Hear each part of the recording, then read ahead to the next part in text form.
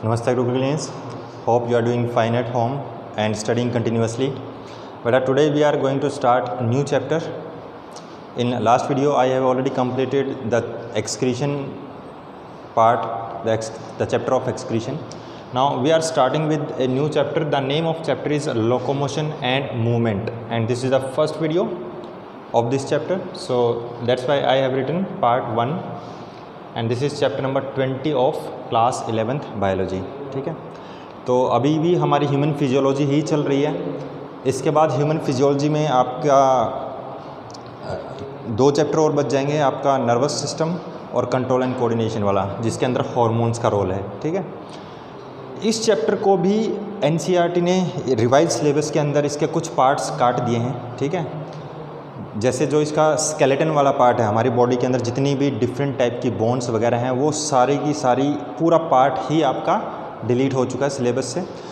इस चैप्टर में आपका जो स्टार्टिंग का टॉपिक है कि लोकोमोशन क्या होती है, मूवमेंट क्या होती है, डिफरेंट टाइप ऑफ मूवमेंट्स कैसी होती हैं, ठीक है, वो चीज़ भी कट कर दिया है. पर फिर भी मैं उसको थोड़ा सा ब्रीफली एक बार लेके चलूँगा ताकि आपको थोड़ा सा आइडिया रहे उस चीज़ का. तो स्टार्ट करते हैं. सबसे पहले मूवमेंट क्या होती है. ठीक है, मूवमेंट ये चीज़ है नहीं आपके सिलेबस में, बस मैं फटाफट एक बार आपको ओवरव्यू सा देता चलूँगा. ठीक है, मूवमेंट क्या होती है कि अगर मैं अपने हाथ को यहाँ ऐसे हिला रहा हूँ, दिस इज़ मूवमेंट. ठीक है, मतलब पूरी बॉडी का जो लोकेशन है वो एक प्लेस से दूसरी जगह पे, एक लोकेशन से दूसरी लोकेशन चेंज नहीं हो रही है. ठीक है, सिर्फ इस हाथ की लोकेशन चेंज हो रही है. तो इस टाइप की मूवमेंट को बोलते हैं हम मूवमेंट. अगर मैं चल रहा हूँ, ठीक है, तो यहाँ पे मूवमेंट हो रही है लेग्स की, पर उस लेग की मूवमेंट की वजह से मेरी लोकेशन जो है वो चेंज हो रही है एक जगह से दूसरी जगह पे. तो इस वाली चीज़ को बोलेंगे हम लोकोमोशन. ठीक है, दोनों टर्म्स लोकोमोशन. तो मूवमेंट में क्या होगा, movement of only movement of muscles and various body organs. ठीक है, उसको हमने मूवमेंट बोल दिया. ठीक है, एग्जाम्पल मैं लिख देता हूँ, जैसे शेकिंग हैंड्स, ये एक मूवमेंट है. ठीक है, हाथ की मूवमेंट हो रही है. अब इस मूवमेंट की वजह से अगर आपकी प्लेस चेंज हो जाती है, लोकेशन चेंज होती है, that will be included in locomotion.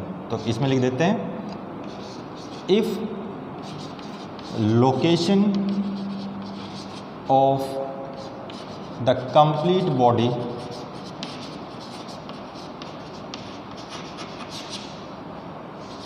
Changes from one place to another,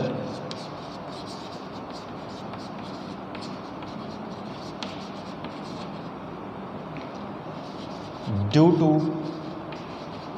movement of organ, then it is considered as locomotion.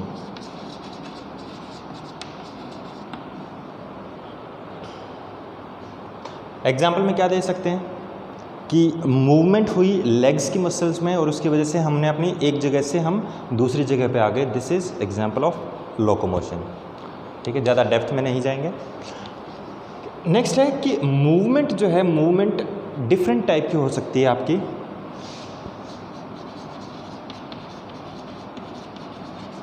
Types of movements.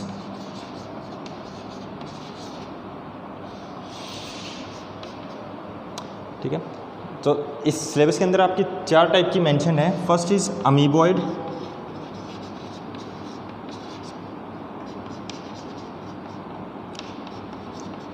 नाम से पता चल रहा है अमीबॉइड मूवमेंट कैसी होगी, जैसे अमीबा के अंदर होती है. अमीबा जब मूव करता है तो सूडोपोडिया बनाता है. ठीक है, तो अमीबा लाइक मूवमेंट. ये सिलेबस में से कट चुका है ये पार्ट जो मैं अभी ये करवा रहा हूँ नीचे, ठीक है। फिर भी आप एक आउटलाइन ज़रूर रखो याद आपको इसकी। Amoeba like movement using pseudopodia, ठीक है। एग्जाम्पल, एक तो अमीबा ही हो गया, और ह्यूमन बींग्स में एग्जाम्पल है आपका ल्यूकोसाइट। ल्यूकोसाइट में अमीबॉइड मूवमेंट होती है, ठीक है। ये मैंने आपको उस चैप्टर में भी करवाया था, ब्लड वाला जो टॉपिक था उसके अंदर, ठीक है। तो ल्यूकोसाइट के अंदर अमीबॉइड मूवमेंट होती है, तभी वो जो ब्लड वेसल है उसके पोर्स में से लीक आउट हो जाता है, बाहर निकल आता है, ठीक है। और बाहर निकल के वो क्या बनाता है, along with plasma it will form lymph, ठीक है।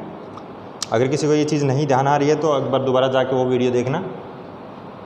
So this is first type. Second is ciliary movement.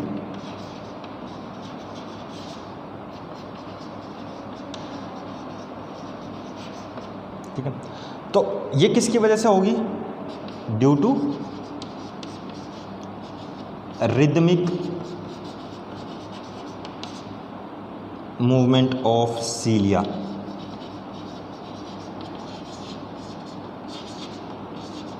ठीक है, तो सीलिया क्या होते हैं, छोटे छोटे फाइन थ्रेड लाइक स्ट्रक्चर्स होते हैं, ठीक है, हेयर लाइक स्ट्रक्चर्स। तो इनका फंक्शन क्या होता है, जैसे मान लो इस सेल के ऊपर मैंने छोटे छोटे ऐसे धागे टाइप लगा दिए और वो धागे सारे एक बार या तो ऐसे जाएं या एक बार ऐसे जाएं, ठीक है। इस चीज़ को बोलते हैं हम वेल कोऑर्डिनेटेड रिदमिक मूवमेंट, ठीक है। तो due to rhythmic movement of cilia, contraction of cilia भी बोल सकते हैं, due to rhythmic beating of cilia भी बोल सकते हैं, अलग अलग वर्ड यूज़ कर सकते हैं हम यहाँ पे। तो इस टाइप की मूवमेंट कहाँ मिलती है हमें, जो एग की मूवमेंट होती है फ्रॉम,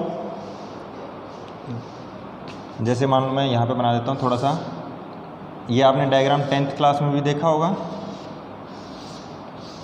ये यूट्रस है, फेलोपियन ट्यूब है, यहाँ पे आपकी ओवरी के ऊपर ये ऐसे फिंगर लाइक प्रोजेक्शंस होती हैं, ठीक है, फेलोपियन ट्यूब की। यहाँ से एग निकला और ये एग यहाँ इसने रिसीव किया। Now the movement of egg from this part up to this part of fallopian tube, this is due to the movement of cilia which are present on the inner wall of fallopian tube. fallopian tube की inner wall पे यहाँ पे बहुत सारे सीलिया हैं, ciliated epithelium है, ठीक है। उस सीलिया की वजह से, उसकी मूवमेंट की वजह से ये एग यहाँ से यहाँ तक जाता है, ठीक है।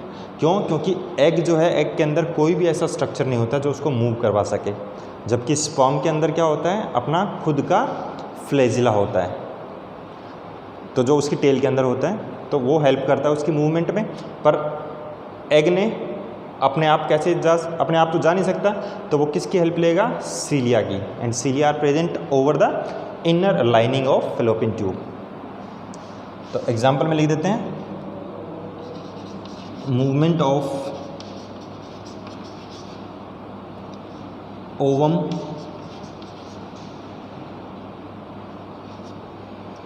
इन fallopian tube,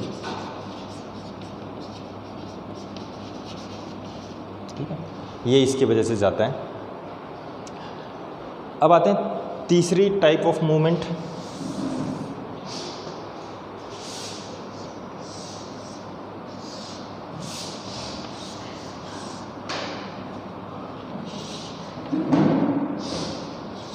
third is flagellar.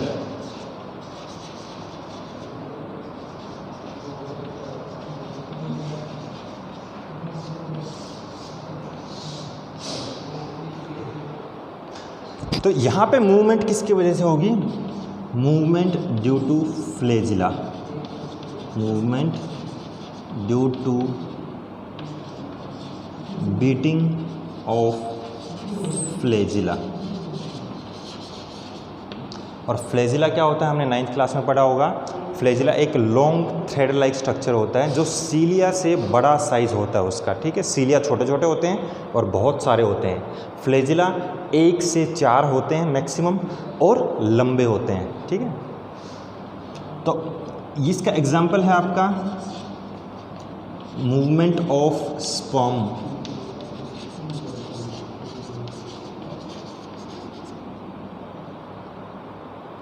तो स्पर्म की जो टेल होती है, movement of sperm tail is due to flagella, और उस मूवमेंट को हम बोल रहे हैं फ्लैजिलर मूवमेंट। तो जो अभी मैंने डायग्राम बनाया था यहाँ पे यूट्रस के अंदर, ये अभी ऐसा डायग्राम बनाया था मैंने, ये फेलोपियन ट्यूब थी, दिस इज ओवरी, यहाँ से एग निकला, तो एग निकल के यहाँ तक ही जाता है, इससे आगे नहीं जाता, ठीक है। तो स्पर्म को यहाँ से ट्रेवल करके और यहाँ तक आना पड़ेगा। So the movement of sperm from vagina towards the fallopian tube where egg will be present. तो ये मूवमेंट जो है ये आपकी किसकी वजह से हुई? Flagellar movement. देखो एक ही एग्जाम्पल में आपके 2 मूवमेंट इंक्लूड हो रही हैं, एग की मूवमेंट यहाँ से यहाँ तक और स्पर्म की मूवमेंट यहाँ से यहाँ तक। स्पर्म वाली मूवमेंट को बोल दिया हमने फ्लैजिलर, एग वाली मूवमेंट को बोल दिया हमने ciliary movement. Next we will move to 4th type.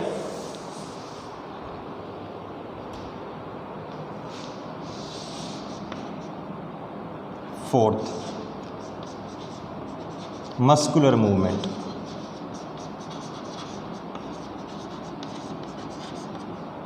So muscular movement is due to contraction and relaxation of muscles. Due to contraction and relaxation of muscles. So this type of movement is found in all higher organisms like human beings. तो example में लिख सकते हैं found in all higher organisms like humans,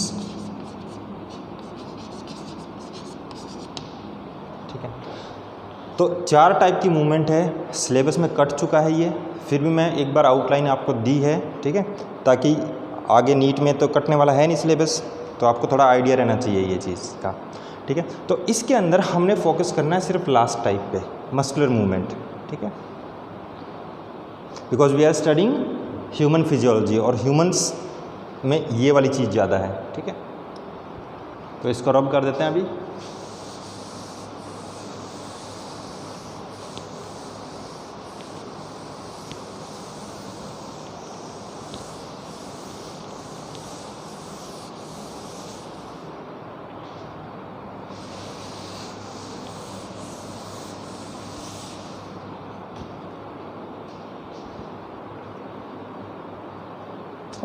तो next topic is muscles.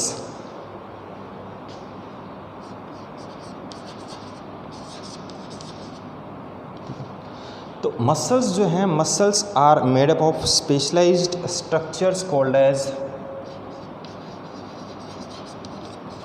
Made up of muscle fibres, ठीक है, या muscle cells. तो फाइबर लिख दो या सेल्स लिख दो, एक ही बात है, ठीक है। अब इसके अंदर कुछ बुक के अंदर पॉइंट दे रखे होते हैं कि भाई सबसे छोटी मसल कौन सी है, सबसे बड़ी मसल कौन सी है, 1-2 पॉइंट वो लिख देते हैं। लार्जेस्ट मसल,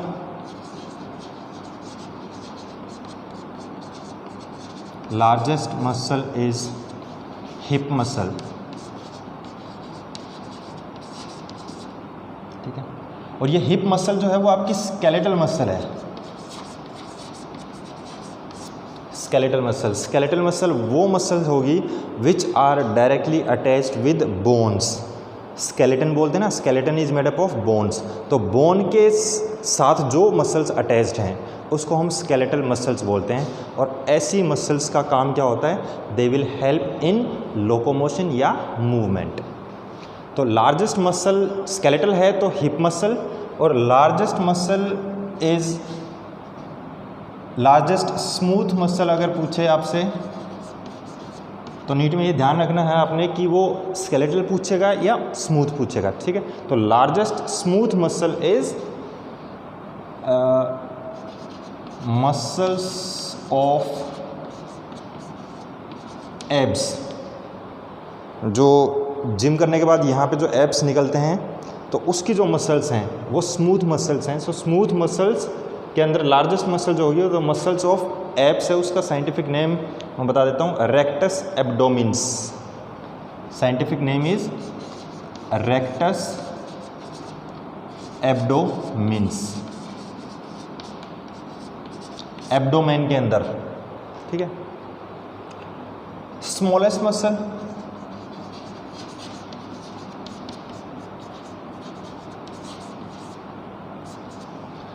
स्मॉलेस्ट बोन आपने पहले भी सुना होगा, ईयर के अंदर सबसे छोटी बोन होती है जिसको बोलते हैं स्टेप्स, ठीक है।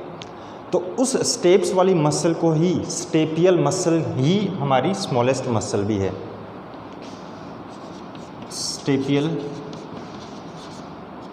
मसल। और ये कहाँ मिलेगी? इट इज अटैच्ड विद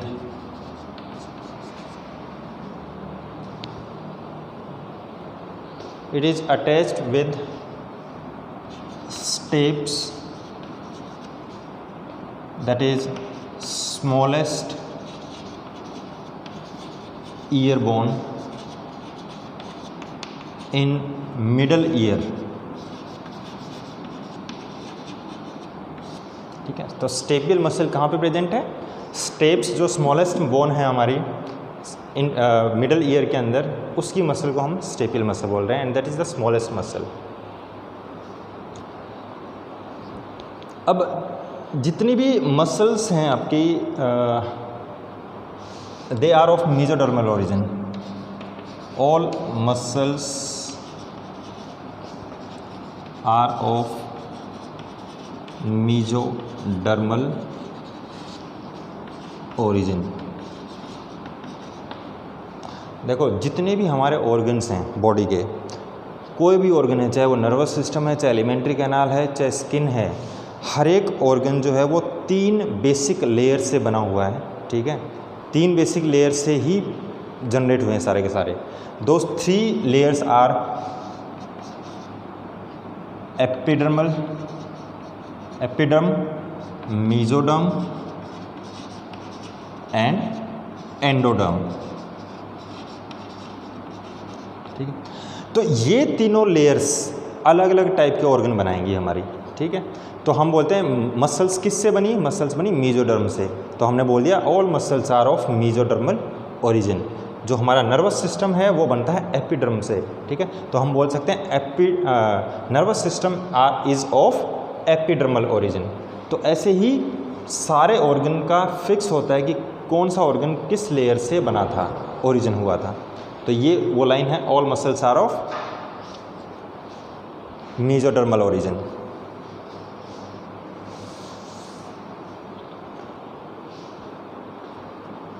ना कुछ प्रॉपर्टीज़ हैं मसल्स की, प्रॉपर्टीज़ ऑफ मसल्स। फर्स्ट है उसके अंदर कॉन्ट्रैक्टेबिलिटी।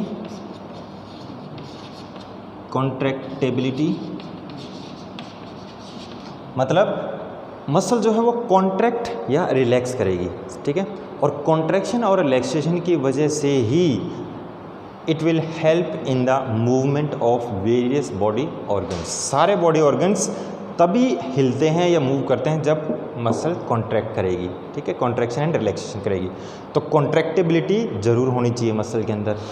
सेकंड है एक्साइटेबिलिटी।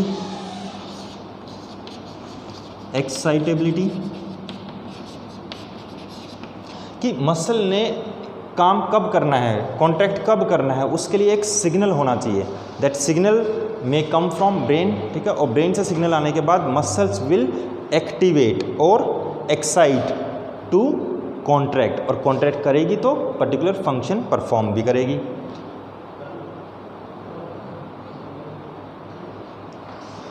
Third is elasticity. ये वाला पॉइंट जो है आपका वो कॉन्ट्रैक्टिबिलिटी से ही ऑलमोस्ट रिलेटेड है। इलास्टिसिटी मतलब जिस मसल के अंदर जब तक इलास्टिसिटी फ्लेक्सिबिलिटी नहीं होगी तो मसल्स कॉन्ट्रैक्ट भी नहीं कर पाएगी, ठीक है। तो ये वाला पॉइंट और ये वाला पॉइंट ऑलमोस्ट एक जैसा सा ये होता है, इंटरकनेक्टेड ही है, ठीक है। So these are just general information about muscles. Now we will move to next section, that is different type of muscles, muscle fibres.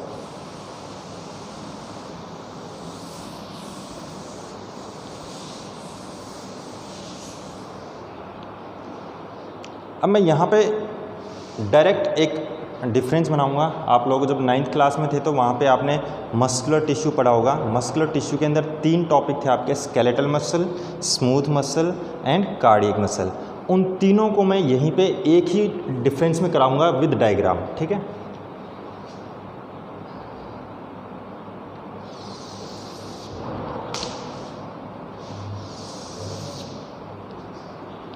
तो सबसे पहले डायग्राम ही बना देते हैं। ऊपर लिख देता हूँ मैं skeletal muscle, skeletal muscle,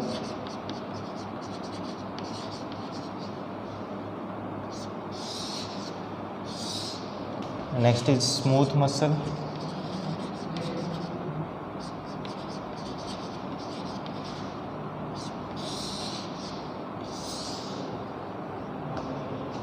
and cardiac muscle.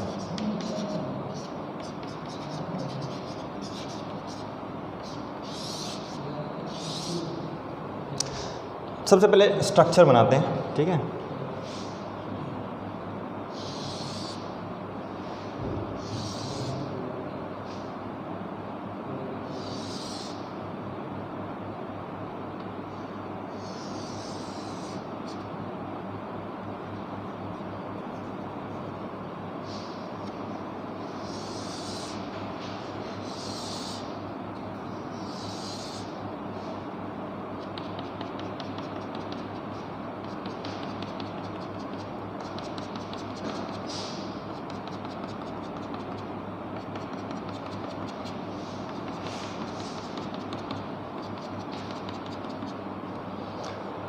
This structure is skeletal muscle, और इसका एक सिंगल डंडा, ये वाली चीज़।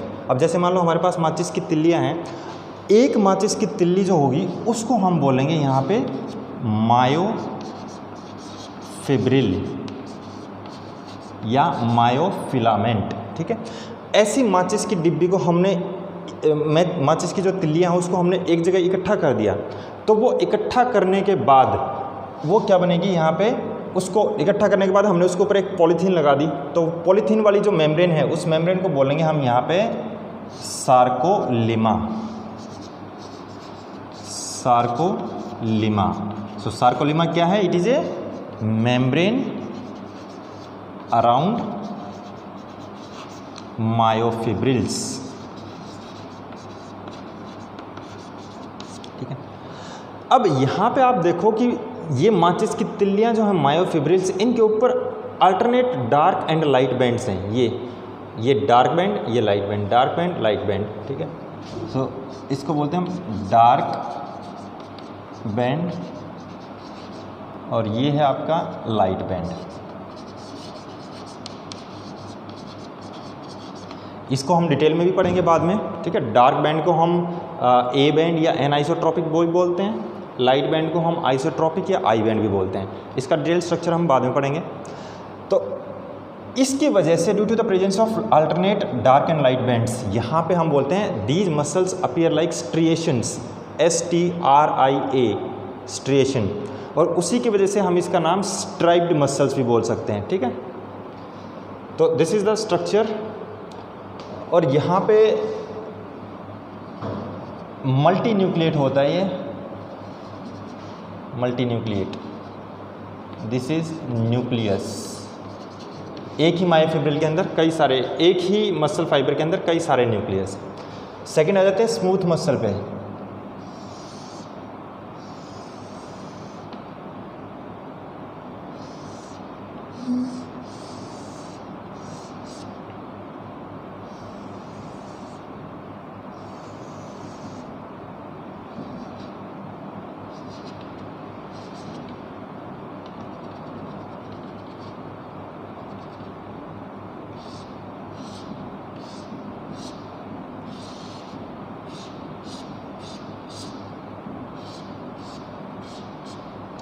सो this is the structure of smooth muscle. Same वही है कि ये जो है इसके अंदर दीज आर मायोफिब्रिल्स, अंदर वाली लाइन है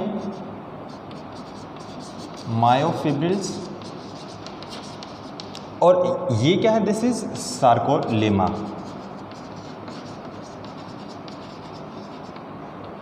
अगर हम एक सिंगल प्लांट सेल या एनिमल सेल की भी बात करते हैं तो उसकी मेम्ब्रेन को हम क्या बोलते हैं, सेल मेम्ब्रेन। तो यहाँ पे इस मसल सेल की मेम्ब्रेन को क्या बोल रहे हैं हम, सार्कोलेमा। वैसे ही सेल के साइटोप्लाज्म को हम बोलते हैं साइटोप्लाज्म। तो इसके साइटोप्लाज्म को हम क्या बोलेंगे, we will call it sarcoplasm. अब इसमें भी न्यूक्लियस है, पर हर एक मसल फाइबर के अंदर, हर एक मसल सेल के अंदर एक ही न्यूक्लियस है, यूनिन्यूक्लिएट। ठीक है, वहाँ पे ज़्यादा है, एक न्यूक्लियस यहाँ पे है, एक न्यूक्लियस यहाँ पे दिखा दिया मैंने। अब देखा, जो मैं यहाँ पे स्ट्रक्चर बना रहा हूँ उसी से रिलेटेड पॉइंट्स लिखते जाऊँगा मैं, कोई रट्टा मारने की चीज़ नहीं है इसमें। अगर आपके दिमाग में डायग्राम होगा तो पॉइंट्स आप खुद बनाओगे।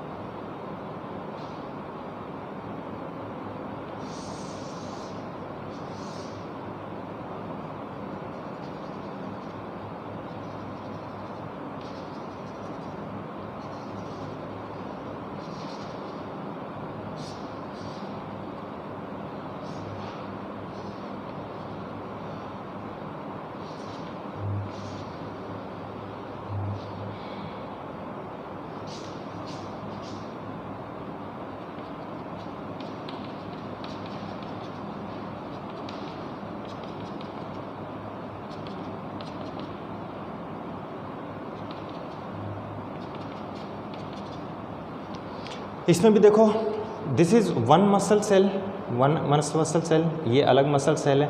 हर एक मसल सेल जो है वो यूनिन्यूक्लिएट है। तो यहाँ पे मैं लिख सकता हूँ this is uninucleate muscle cell, uninucleate muscle cell या मसल फाइबर बोल सकते हैं। ये यहाँ पे जो मैंने ऐसे लाइन दिखाई है इसको बोलते हैं हम इंटरकैलेटेड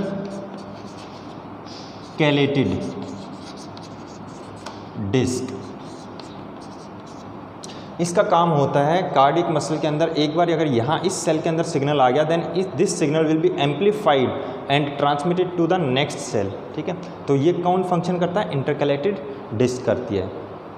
और ये जो फाइबर्स हैं आपस में देखो ब्रांच्ड फाइबर्स हैं। यहाँ पे ये ब्रांच नहीं है, एक फाइबर ये है, एक फाइबर ये है, ये भी अनब्रांच्ड, ये भी अनब्रांच्ड, ये ब्रांच्ड है, ब्रांचिंग हो रखी है इसकी। तो अब इसी स्ट्रक्चर से रिलेटेड हम बनाएंगे इसके पॉइंट्स डिफरेंस के। तो फर्स्ट पॉइंट बनाते हैं, मैं यहाँ पे एक लाइन खींच देता हूँ।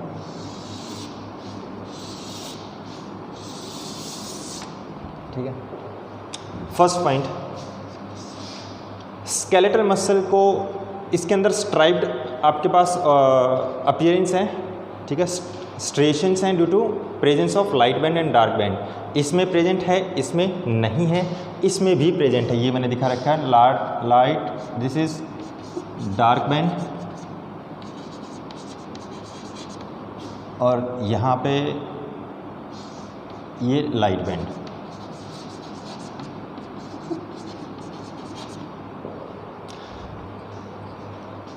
So first point, appear striped, called as striped muscles because of presence of striations, STRIATION, striations due to alternate dark and light bands। ठीक है, यहाँ पे स्ट्राइप्ड है, यहाँ पे नहीं है स्ट्रिएशंस। तो तो यहाँ पे हम क्या लिखेंगे, फर्स्ट पॉइंट स्ट्रिएशंस एब्सेंट, यहाँ पे striations present, alternate dark and light band. Second point, ये वाली मसल्स जो होती हैं ये हमारे विल के अकॉर्डिंग काम करती है, ठीक है। तो ऐसी मसल्स को हम क्या बोलेंगे, these are voluntary, these are voluntary.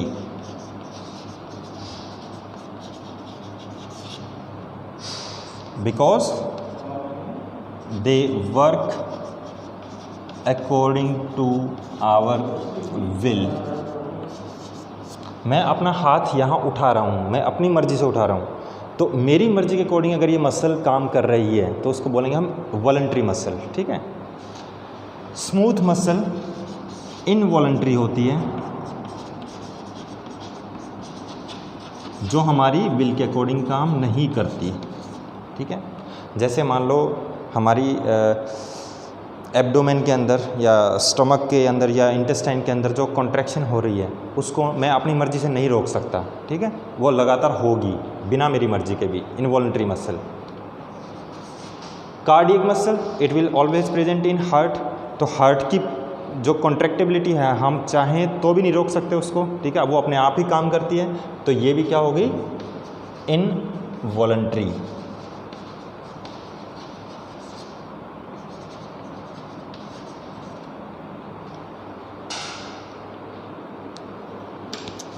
Next point, ये मल्टीन्यूक्लिएट है या यूनिन्यूक्लिएट, दिस इज मल्टीन्यूक्लिएट। सो इसमें लिखेंगे यहाँ पे मल्टी न्यूक्लिएट,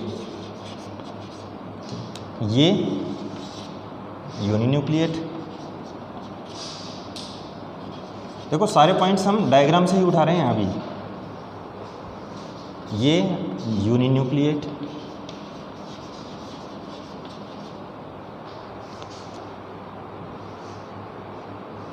स्केलेटल मसल को स्ट्राइप्ड मसल्स भी लिख देते हैं, यहाँ पे मैं ऊपर लिख देता हूँ स्ट्राइप्ड मसल्स, ठीक है। नाउ फोर्थ पॉइंट, ये मसल जो है आपकी स्केलेटल मसल वो किस चीज़ में हेल्प करती हैं, आपके मूवमेंट में, ठीक है। तो कहाँ मिलेंगी आपकी, दीज आर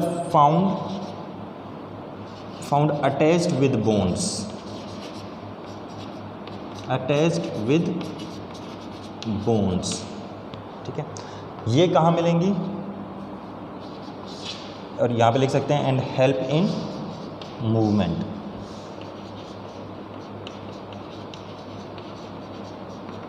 ठीक है। ये पॉइंट अलग भी बना सकते थे हम, चलो फिलहाल एक में कर दिया। Smooth muscle these are found in visceral organs, visceral मतलब होलो ऑर्गन्स,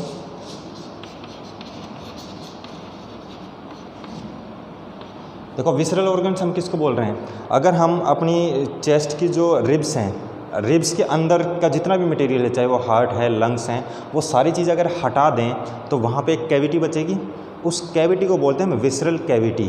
तो उस कैविटी के अंदर कि जितने भी ऑर्गन्स रखे हुए हैं सबको क्या बोल दिया हमने, विसरल ऑर्गन्स। तो जो हमारी ईसोफेगस है, जो फूड पाइप है, उसके अंदर पेरिस्टाल्सिस जो होती है, रिदमिक कॉन्ट्रैक्शन एंड रिलैक्सेशन, वो भी क्या है, that is due to smooth muscle, ठीक है। So this is found in visceral organs and help इन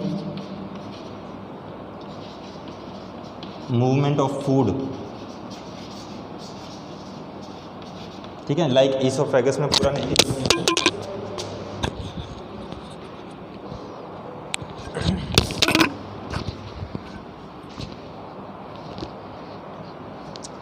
इसका फोर्थ पॉइंट, कार्डियक मसल, नाम से पता चल रहा है कार्डियक कहाँ मिलेगी, हार्ट में मिलेगी। सो this is found in heart. Function लिखने की ज़रूरत है तो नहीं, सबको पता है, which help in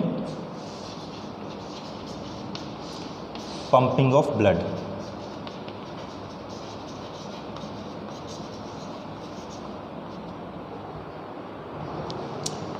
next point,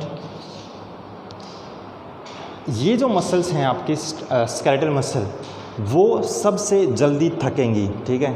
हम भाग रहे हैं, भागने की वजह से क्या होगा, थोड़ी देर बाद हमें थकान फील होती है। क्यों फील होती है? क्योंकि जो आपकी बोन्स है, बोन के साथ अटैच्ड कौन सी मसल्स हैं, स्केलेटल मसल, उसको क्या चाहिए, एनर्जी चाहिए। एनर्जी कहाँ से आएगी? जब उसको ऑक्सीजन एक्स्ट्रा मिलेगी, ठीक है। तो उस टाइम पे ऑक्सीजन उतनी ज़्यादा नहीं मिल पा रही है, इसलिए हमें थकान फील होती है, ठीक है। तो स्केलेटल मसल जो है वो जल्दी थकती हैं, ठीक है। तो यहाँ पे लिखेंगे दे गेट फटीग फास्ट।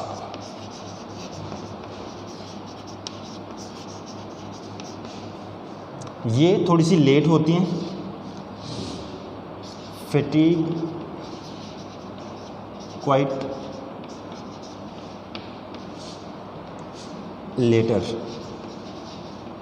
और जो कार्डियक मसल है वो कभी थकती नहीं है। क्यों? अगर कार्डियक मसल थक गई तो आपकी हार्ट की पंपिंग रुक जाएगी।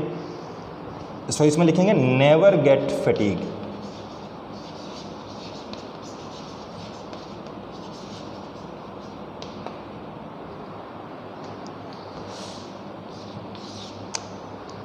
नेक्स्ट पॉइंट, यहाँ पे देखो मसल फाइबर्स जो हैं, मसल सेल्स हैं, वो ब्रांच्ड हैं।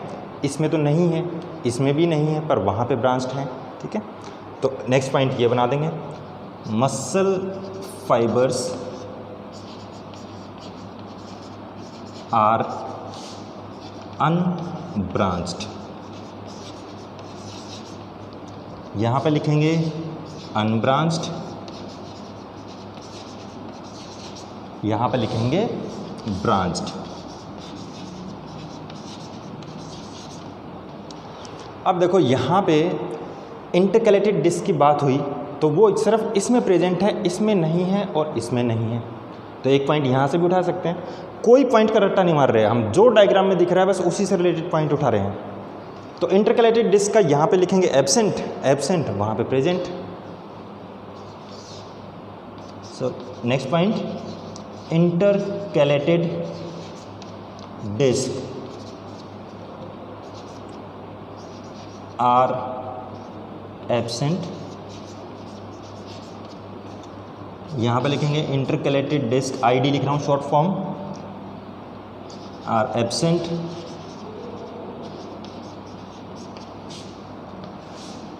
यहाँ पे intercalated disc are present and help in rhythmic contraction of cardiac muscle, ठीक है। So these are total 7 differences जो हमने डायग्राम देख के ही लिखे हैं, कोई रट्टा अलग से मारने की ज़रूरत नहीं है, ठीक है। तो this is all about different type of muscle fibres, ठीक है। तो आज इस वीडियो को हम यहीं पे ख़त्म करते हैं। नेक्स्ट वीडियो में we will go for detailed structure of skeletal muscle, ये हमने डिटेल में करना है, ठीक है। तो इसकी आगे जाकर और भी डिटेल आएगी, बहुत फाइन डिटेल, ठीक है। और उसकी मसल की कॉन्ट्रैक्शन कैसे होगी, ठीक है। तो most probably we will try to finish this chapter into maximum 4 videos, क्योंकि इसका काफ़ी पार्ट कट चुका है इस चैप्टर का, ठीक है। तो जब तक नेक्स्ट वीडियो नहीं बनती तब तक के लिए थैंक यू, गुड बाय।